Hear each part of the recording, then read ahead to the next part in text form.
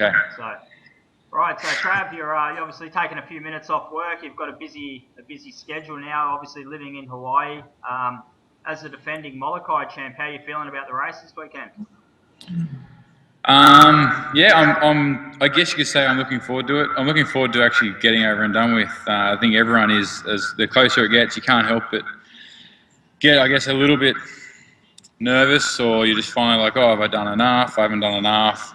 Yeah, it just sort of, it does consume your life very much. So I'm really looking forward just to getting that weight off my shoulders and you know see how I go. I mean, it's good to be, the Molokai champion. It is a big weight on your shoulders, and everyone's like, oh, you're going to do 2 in a row, but I don't. To be honest, I don't think I am. But I'll process that every year. So. Yeah. So, and obviously you're at work now. I mean, how are you finding balancing work, life, training, everything else, as well as kind of being the top of the rung athlete? How's that working out for you? It's crazy difficult. Yeah, I mean, I got to working full time. Lucky my boss is flexible, so he wants me to do well. So I get to train. When I get to train, I can put work around training. We just bought a house here in Hawaii, so that's another added stress. Everything I'm going to have children. There's no way in the world I can fit that thing in.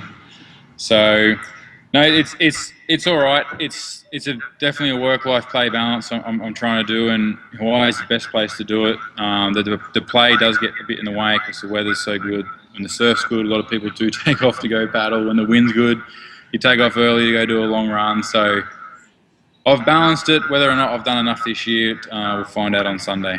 And how's the boards feel? How's your boards? You're on the Rebello again this year. How does that feel? I'm on the same board as last year. He made a slightly different one. It's the same, just I guess you could say polished or tweaked.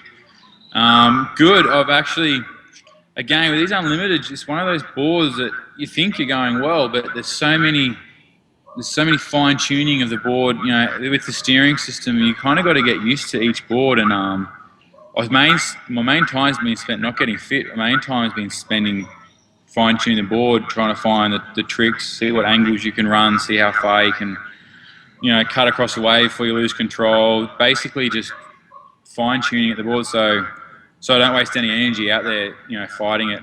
Basically, it's not a running; it's a race, but it's kind of who can conserve and surf the best, is going to win. So it's not that much of a running race as it is a downhill sort of technical race. That's in my opinion anyway. Unless it's flat, and we'll see what happens then. How does the forecast look on that note? You know what? The forecast is obviously the hottest topic of the century every week before every race. It's looking good and it's looking terrible. In fact, I don't know, the weather people don't even know. It's forecast to be flat, and then it's forecast to be 15 knot, which is it's okay. You want 20 to be ideal. So no one knows. The answer is, you shouldn't look at it until the day before, but it's looking fickle. So it could be a flat year again, or it could be epic. We don't know till the day. And have you done any work on setting courses around tidal movements and those types of things?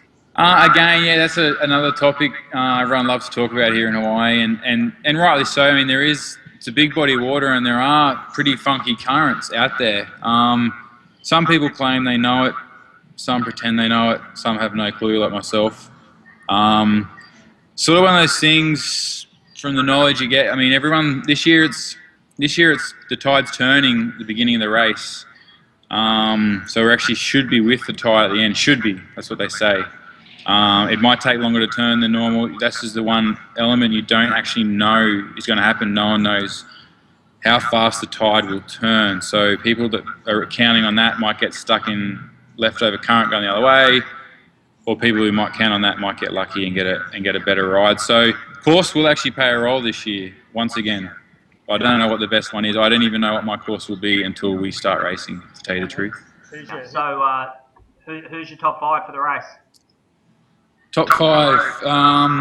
I think this will be a pretty definite top 5, but in any order. I think Connor, Kai, Scott Gamble, Dave Palmer, and myself should take the top 5. The only thing is, I don't know what order. I mean, if you were going to bet, you'd definitely put your money on Connor or Kai. Not through experience, just through sheer fitness and youth.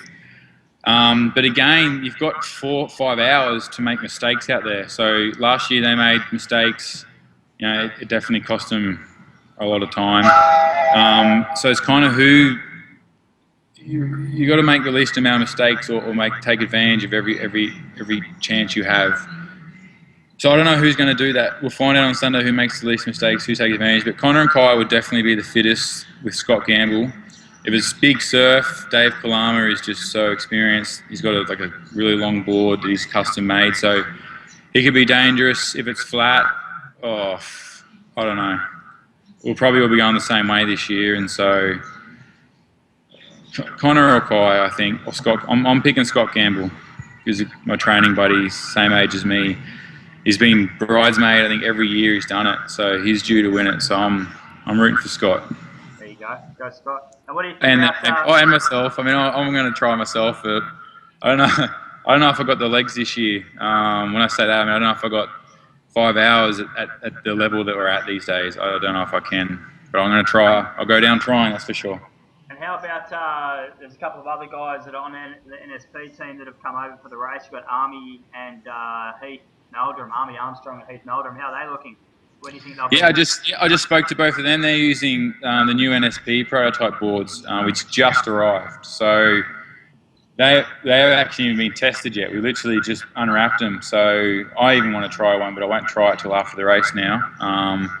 They're using them. Yeah, I mean, there's a few. Again, if people, if everyone follows the leader and goes and they'll go the wrong way, and someone behind sees everyone going the same way, they could. If I was behind, if I'm sitting fifth, I won't go the same way as everyone else because there is that element X out there sometimes.